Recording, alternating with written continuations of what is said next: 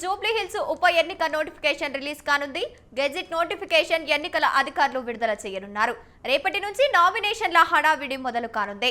ఈ నెల 21 వరకు రిటర్నింగ్ ఆఫీసర్ నామినేషన్లు స్వీకరించనున్నారు. ఈ నెల 24న నామినేషన్ల ఉపసంహరణకు అవకాశం కల్పిస్తారు. నవంబర్ 11న పోలింగ్, 14న ఫలితాలు వెలువడతాయి.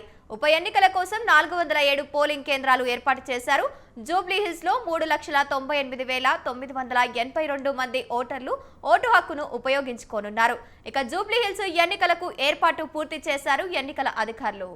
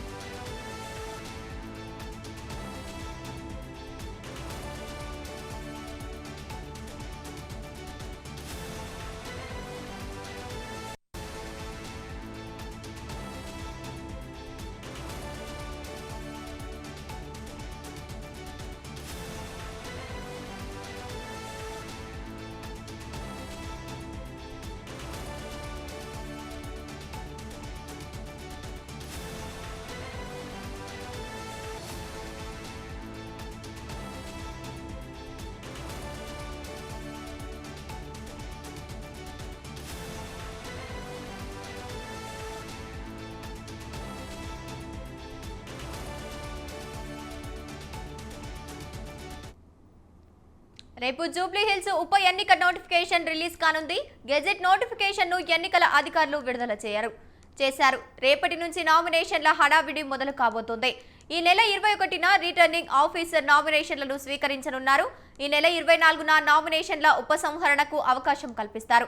నవంబర్ 11న పోలింగ్, 14న ఫలితాలు వెలువడతాయి. ఉప ఎన్నికల కోసం 407 పోలింగ్ కేంద్రాలు ఏర్పాటు చేశారు. జూబ్లీ హిల్స్ లో 3,98,982 మంది ఓటర్లు ఓటు హక్కును వినియోగించుకోనున్నారు. జూబ్లీ హిల్స్ ఎన్నికలకు ఏర్పాటు పూర్తి చేశారు ఎన్నికల అధికారులు. రైట్, ఇక ఇదే అంశానికి సంబంధించి పూర్తి సమాచారాన్ని మా కరెస్పాండెంట్ విశాల్ ఫోన్ ఇన్ ద్వారా అందిస్తారు. విశాల్, చెప్పండి. రైట్ గంగోత్రి, జూబ్లీ హిల్స్ ఉప ఎన్నికకు సంబంధించి రేపు ఎన్నికల అధికారులు నోటిఫికేషన్ విడుదలైనారు. నోటిఫికేషన్ విడుదలైనప్పటి నుంచి నామినేషన్ల స్వీకరణ కార్యక్రమం మొదలవుతుంది.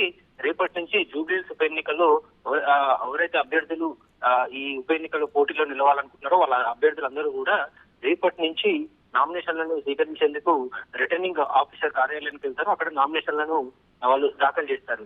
రేపటి నుంచి జూబ్లీ హిల్స్ లో ఒక ఎన్నికల హడావిడి మొదలు అవుతుంది.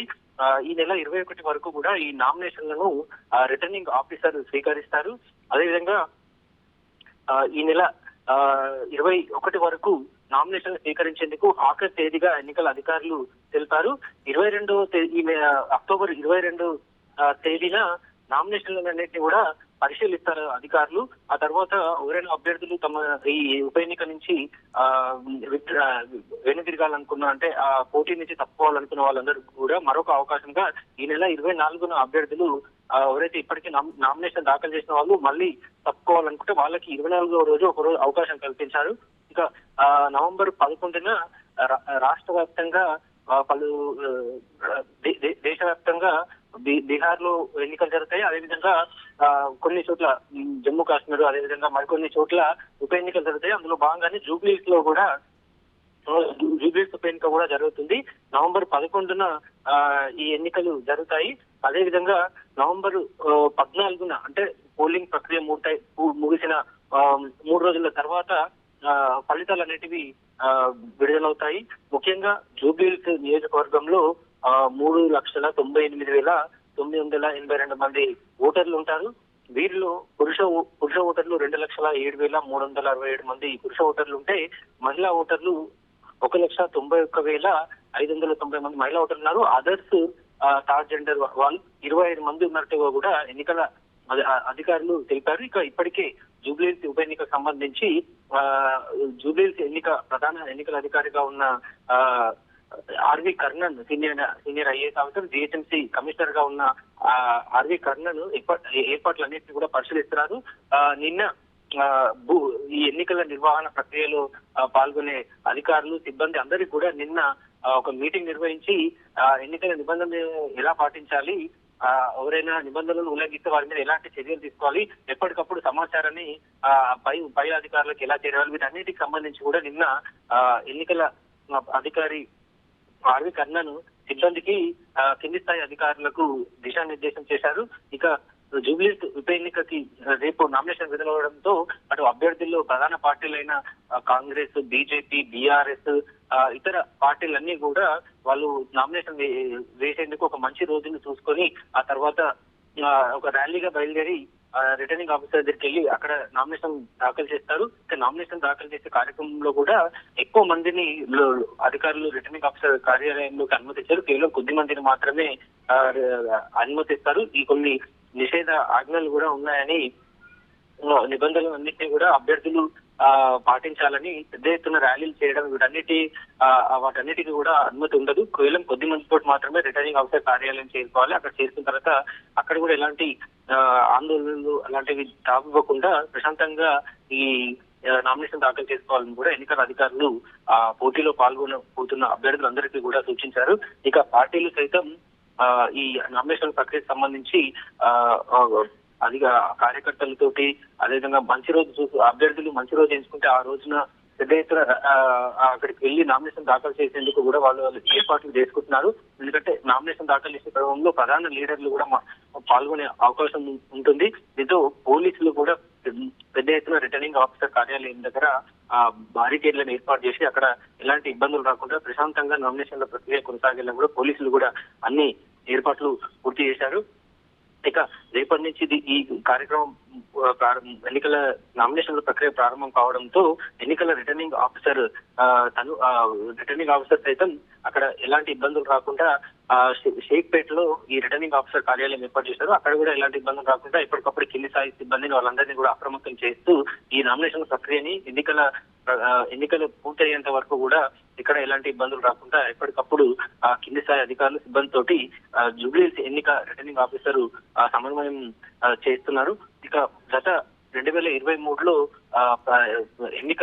సార్వత్రిక ఎన్నికల సమయంలో జూబ్లీహిల్స్ కు ఎన్నికలు జరిగాయి. అప్పుడు పోలింగ్ శాతం తక్కువగా ఉండే ఈసారి ఆ పోలింగ్ శాతాన్ని పెంచాలని కూడా ఎన్నికల అధికారులు భావిస్తున్నారు. ఎందుకంటే జూబ్లీహిల్స్ ఉప ఎన్నిక ఎప్పుడు జరిగినా పేద మధ్యతరగతి వాళ్ళు మాత్రమే పోలింగ్ బూత్ల వైపు వస్తున్నారు. ఇతర ఉన్నత స్థాయి కొంత మిడిల్ క్లాస్ కంటే ఎక్కువ స్థాయి ఉన్న వాళ్ళు పై తరగతి వాళ్ళు ఎవరు కూడా పోలింగ్ కేంద్రాలకు రాకపోవడం కానీ అప్పుడు అధికారులు సీరియస్ గా అభివర్ణించారు.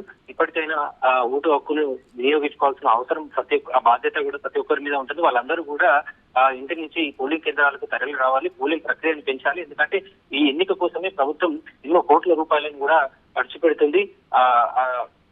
కాబట్టి అదేవిధంగా తమ ప్రాంత అభివృద్ధికి సంబంధించి ముఖ్యమైన రోజు పోలింగ్ డే, ఆ రోజుని అక్కడ నియోజకవర్గానికి సంబంధించిన ప్రజలందరూ కూడా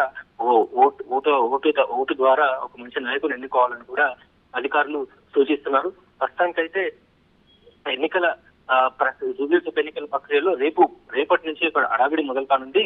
రేపు ఎన్నికల రిటర్నింగ్ ఆఫీసర్ ఈ గెజెట్ నోటిఫికేషన్ విడుదల చేసిన తర్వాత అభ్యర్థులందరూ కూడా రేపటి నుంచి వాళ్ళు నామినేషన్ దాఖలు చేసే అవకాశం ఉంటుంది. రేపటి నుంచి ఈ నెల 21 వరకు నామినేషన్లు స్వీకరిస్తారు. 24న మళ్ళీ నామినేషన్ల నుంచి ఎవరైనా తప్పుకోవాలి, పోలింగ్ నుంచి ఈ పోటీ నుంచి ఎవరైనా తప్పుకోవాలనుకుంటే వాళ్ళకి 24న మరొక అవకాశం కల్పించారు. మొత్తం 407 పోలింగ్ కేంద్రాలను ఎన్నికల అధికారులు ఈ జూబ్లీహిల్స్ ఉప ఎన్నిక కోసం ఏర్పాటు చేశారు. ఈసారి పోలింగ్ పర్సంటేజ్ పెంచేందుకు అధికారులు మోడల్ పోలింగ్ కేంద్రాలని అదేవిధంగా ఇతర ప్రత్యామ్నాయ మార్గాల ద్వారా ఓటర్లను ఆకర్షించేందుకు మరికొన్ని కొత్త పద్ధతుల ద్వారా ఈసారి తీసుకొస్తారని కూడా ఎన్నికల అధికారులు చెప్తున్నారు. మొత్తానికి జూబ్లీహిల్స్ ఉప ఎన్నికకు సంబంధించి రేపటి నుంచి ప్రధాన ఘట్టం మొదలవుతుంది. ఇక ఈ జూబ్లీహిల్స్ ఉప ఎన్నికకు సంబంధించి ఇప్పటికే ఎన్నికల కోడ్ అమల్లో ఉండడం, మోడల్ కోడ్ ఆఫ్ కోడ్ ఎవరైనా ఉల్లంఘిస్తే వారి మీద ఇప్పటికే అధికారులు చర్యలు తీసుకుంటున్నారు. పెద్ద పెద్ద పార్టీలకు సంబంధించిన బ్యానర్లు, వాల్ పోస్టర్స్, వాల్ రైటింగ్స్ వీటన్నిటి మీద కూడా ఇప్పటికే అధికారులు చర్యలు తీసుకున్నారు. ఇలాంటివి రాబోయే రోజుల్లో కూడా ఎవరైనా ఈ బ్యానర్లు పెట్టడం ఇలాంటివి చేస్తే వారి మీద కఠిన చర్యలు ఉంటాయి, క్రిమినల్ కేసులు కూడా బుక్ చేస్తాము, ఎప్పటికప్పుడు వాటిని తొలగిస్తామని కూడా అధికారులు తెలిపారు. గంగోత్రి.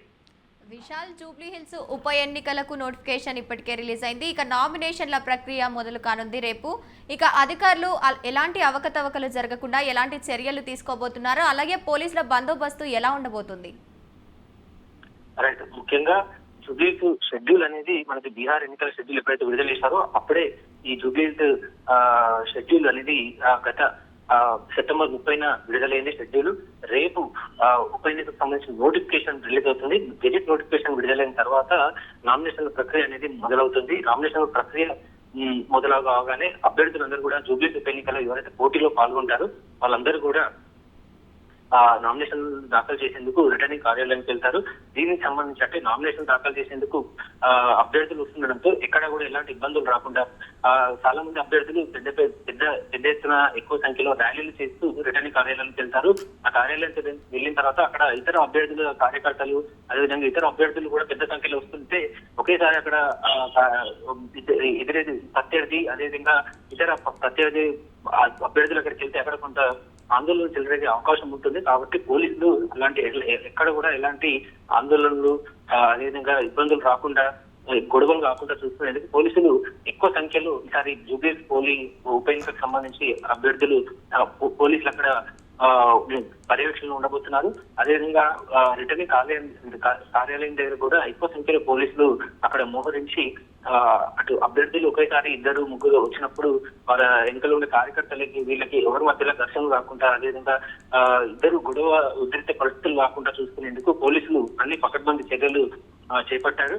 ముఖ్యంగా గతంలో కూడా 2023 ఎన్నికలు జరిగిన టైంలో కూడా రాష్ట్రంలో కొన్ని చోట్ల పోలింగ్ కేంద్రాల దగ్గర అదేవిధంగా రిటర్నింగ్ కార్యాలయం దగ్గర నామినేషన్ దాఖలు చేసే కార్యక్రమంలో కూడా పెద్ద ఎత్తున కార్లలో ర్యాలీలు తీసుకురావడం, ఒకేసారి 2 అభ్యర్థులు వచ్చినప్పుడు కొన్ని ఉద్రిక్త పరిస్థితులు ఏర్పడాయి. వాటన్నిటిని పరిశీలించి వాటన్నిటిని కూడా వాటి ద్వారా కొన్ని అనుభవాలను తీసుకొని పోలీసులు కూడా ఈసారి ఇక్కడ ప్రధాన పార్టీల అభ్యర్థుల మధ్య అదేవిధంగా ఇతర పార్టీల అభ్యర్థుల మధ్య కూడా ఎక్కడ కూడా ఎలాంటి ఇబ్బందులు రాకుండా ఘర్షణ వాతావరణం లేకుండా ప్రశాంతంగా పోలింగ్ నిర్వహించాలి, నామినేషన్ ప్రక్రియ కూడా ప్రశాంతంగా కొనసాగేలా చూడాలని పోలీసులు ఎక్కువ సంఖ్యలో జూబ్లీహిల్స్ ఉప ఎన్నికకు సంబంధించి అక్కడ విధుల్లో డ్యూటీలో ఉండబోతున్నారు. అదేవిధంగా ఉన్నత అధికారులు కూడా ఈ డ్యూటీలో ఉంటారు. ఈ ముఖ్యంగా జూబ్లీహిల్స్ హైదరాబాద్ పోలీస్ కమిషనరేట్ పరిధిలో వస్తుంది. సిపి సజ్జనార్ సైతం ఇప్పటికప్పుడు కింది స్థాయి ఉన్న పోలీస్ ఉన్నతాధికారులతో సమావేశమై ఈ ప్రక్రియను ప్రశాంతంగా సజావుగా జరిపేందుకు అన్ని ఏర్పాట్లు చేస్తున్నారు. Gangotri. Right, thank you Vishal.